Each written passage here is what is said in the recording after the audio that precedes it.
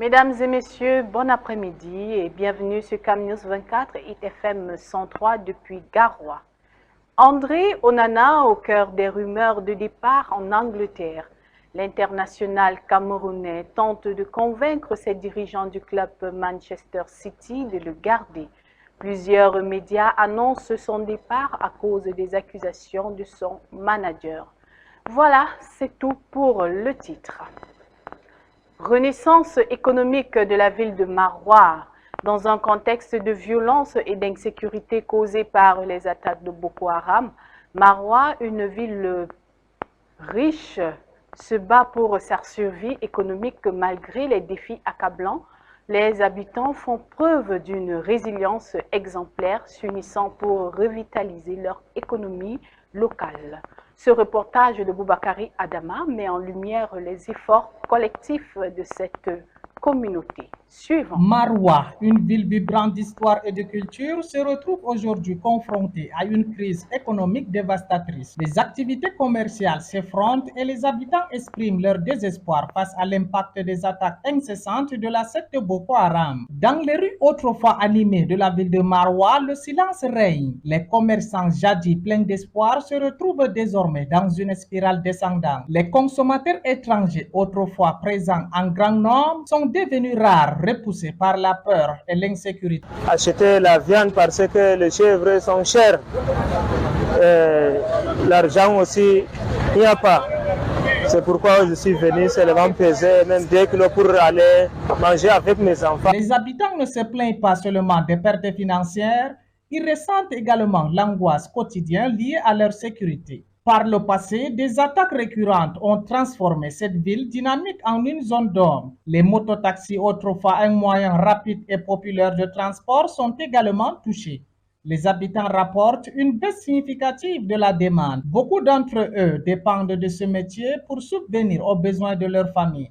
Mais aujourd'hui, ils se retrouvent sans travail et sans perspective d'avenir. Malgré ces défis accablants, la résilience des habitants est palpable.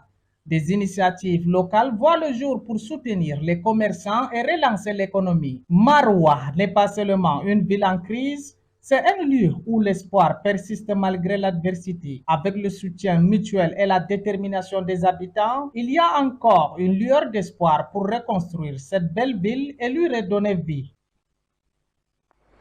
Après l'incident causé par la création du parc Mabet-Bet dans le Mayo d'Anaï, des problématiques d'antan observées des parcs nationaux continuent de menacer la survie des espèces fauniques. Face à ce déséquilibre écologique causé par le braconnage, des actions sont menées afin de préserver le patrimoine naturel du pays. Boubakari Adama. Dans les vastes étendues verdoyantes du Cameroun, un phénomène sombre et inquiétant prend de l'ampleur. Le braconnage, ce fléau qui menace notre biodiversité, s'intensifie particulièrement dans la région septentrionale du pays. Le parc national de Ouaza, situé à l'extrême nord, est aujourd'hui le théâtre d'une lutte acharnée entre les protecteurs de la faune et les braconniers. En 5 ans seulement, les populations de certaines espèces emblématiques comme le buffle et le léopard ont diminué de 30% en raison des activités illégales. Chaque année, près de 200 animaux sont victimes du braconnage dans ce parc. Mais la situation est encore plus alarmante au parc national de Boubandjida. Ici, les braconniers ciblent principalement les éléphants, les antilopes et les singes. Selon les dernières statistiques, environ 200 singes ont été tués en seulement 3 ans, un chiffre alarmant qui témoigne de l'urgence d'agir. Face à cette menace croissante, des hommes et des femmes se mobilisent pour protéger notre patrimoine naturel. Des sessions d'entraînement intensifs sont mises en place pour renforcer leur capacité d'intervention. Ces agents de la faune, armés de détermination et d'engagement, se préparent à affronter les dangers que représente le braconnage. Chaque geste compte dans cette lutte pour préserver l'équilibre fragile de notre écosystème. C'est Congo Andrew Oro, chef d'unité lutte anti-braconnage du parc national de Boubandjida. Aujourd'hui, nous avons clôturé la formation chef d'équipe. Les gars ont appris les tactiques de combat, les gars ont appris les déplacements, les gars ont appris comment traverser la tyrolienne en saison de pluie. Et aussi, ils ont aussi appris les méthodes de premiers soins, c'est-à-dire le médic, pour les permettre à plus être efficaces sur le terrain. Le parc national de la Benue n'échappe pas non plus à cette réalité inquiétante. Au cours des 5 dernières années, environ 100 rhinocéros et hippopotames ont été ciblés par les braconniers dans ce parc. Les défis sont nombreux, mais l'espoir demeure. La préservation de notre écosystème est une réalité collective. En sensibilisant les communautés locales et en renforçant nos efforts de conservation, nous pouvons ensemble faire reculer ce fléau. Pour que demain soit synonyme d'équilibre et d'harmonie entre l'homme et la nature, agissons maintenant pour protéger ce trésor inestimable qu'est notre biodiversité. La 21e conférence et l'Assemblée générale annuelle du Forum africain pour la régulation des services publics se sont ouvertes mardi dernier à Douala. Cette rencontre se tiendra jusqu'au 7 mars 2025, réunit des régulateurs de services publics de plus de 30 pays africains pour discuter des défis publics des défis et des opportunités liées à la régulation des services publics sur le continent. La cérémonie d'ouverture a été présidée par le ministre délégué auprès du ministre des Transports, Njoya Zakariao. Plus de précisions avec notre correspondant Zobel Apollinaire Mbon.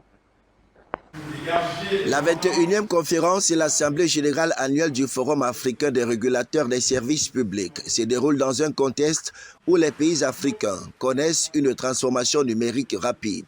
Les technologies intelligentes, telles que l'intelligence artificielle, sont de plus en plus utilisées dans les services publics pour améliorer l'efficacité, la qualité et l'accessibilité des services. Cependant, cette transformation numérique soulève également des défis importants tels que la protection des consommateurs, la sécurité des données, la régulation des services numériques et la nécessité de développer des compétences numériques pour les régulateurs et les prestataires des services.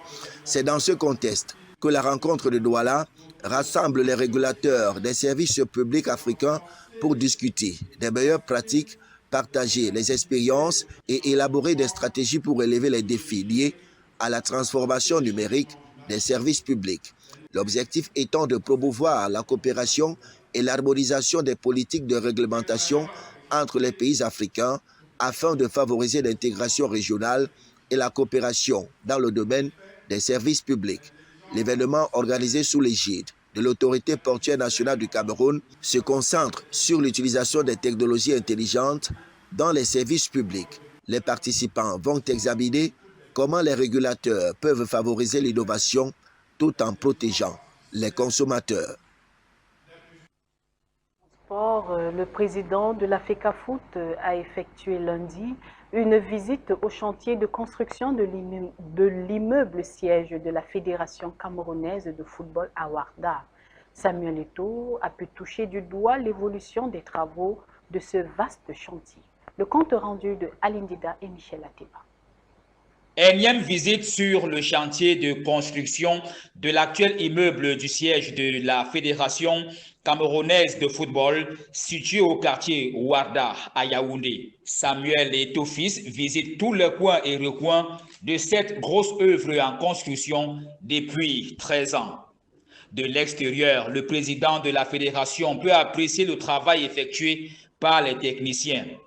À l'intérieur du bâtiment, Samuel Eto'o tente même de faire quelques suggestions telles qu'on le voit ici à travers ces images. D'un coût initial du projet de 1,7 milliard de francs CFA en 10 ans, les travaux de construction du nouvel immeuble siège piétinent en dépit de plusieurs tentatives. Malgré les appels d'offres pour les travaux de finition lancés par les différents exécutifs, le siège n'est toujours pas achevé. Rappelons que c'est le 13 novembre 2012 que l'ex-président de la fédération, Iya Mohamed, avait procédé à la pose de la première pierre de cet immeuble futuriste. Terminons cette page avec la grosse actualité du moment en Angleterre. André Onana va-t-il convaincre ses dirigeants de rester malgré les mauvais résultats qu'enregistre le groupe? Plusieurs médias anglais annoncent le départ de l'international camerounais à cause des accusations portées sur lui par son propre manager. Cependant, l'international camerounais, lui, veut poursuivre son aventure avec le club. Alindida et Michel Ateba jettent un regard sur cette grosse actualité qui fait les choucras de la presse d'outre-Manche. Selon plusieurs médias anglais, Manchester United envisage de soumettre une offre colossale à l'AC Milan pour s'attacher les services de Mike Maignan l'été prochain.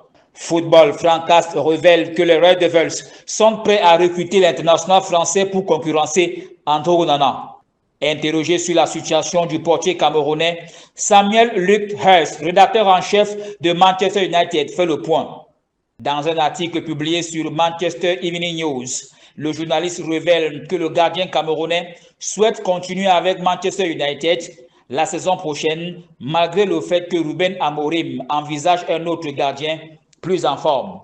Le même article révèle que Onana, acheté à 47,5 millions d'euros, pourrait être libéré par le club à seulement 28,5 millions d'euros.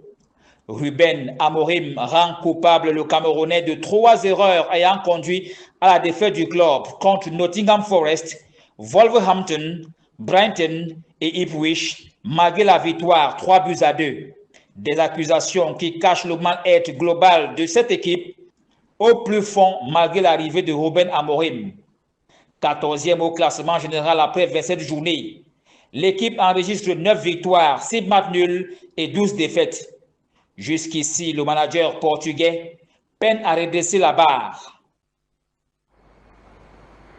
Voilà, mesdames et messieurs, c'est la fin de ce 13h sur CAM News 24 et FM 103 depuis Garoua. Merci de nous avoir suivis et surtout, restez en compagnie de nos programmes. Au revoir.